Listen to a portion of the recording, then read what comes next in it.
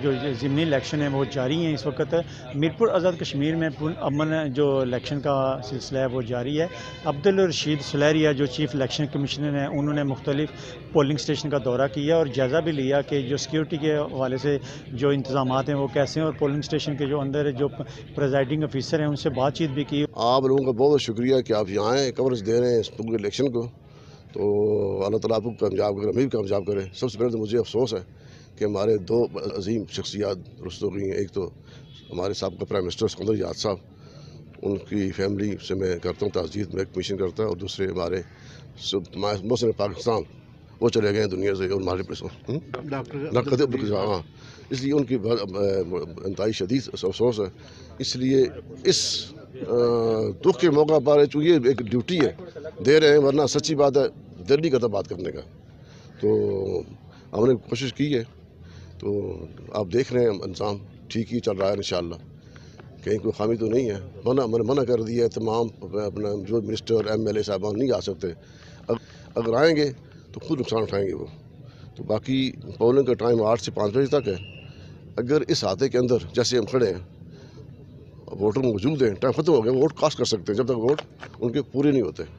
जो पाकिस्तान का जो है ना, वहाँ पे तो ये है कि 6:30 बजे के बाद, यही है ना पूरे पाकिस्तान में ही है, 6 बजे 6 बजे, इसलिए कि फर्जी अब यहाँ 3 पोलिंग स्टेशन है, 3 में पोलिंग हो गई है, एक बाकी चल रहा है। तो 3 का रिजल्ट हो गया तो उसका असर दूसरे चौथे पड़ सकता है।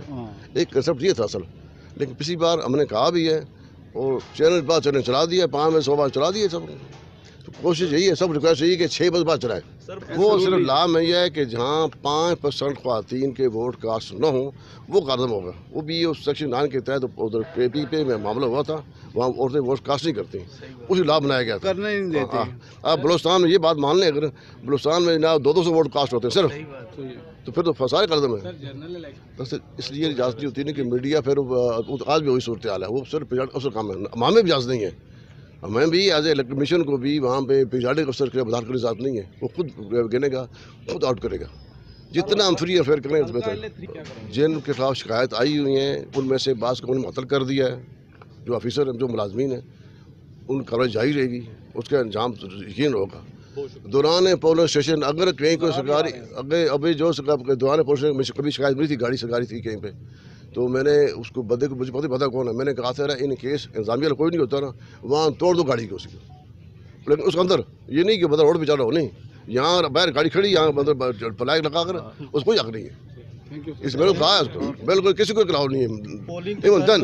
एक्सटेंशन का कोई इम्कान तो नहीं, किस बात का बहुत लाभ मौजूद है ना, कि अगर 4 बजे 5 बजे तक वोट मतलब वोटर मौजूद है, वोट कास्ट नहीं हो रहे, तो जितने अंदर वोटर मौजूद है वोट कास्ट करके 10 बजे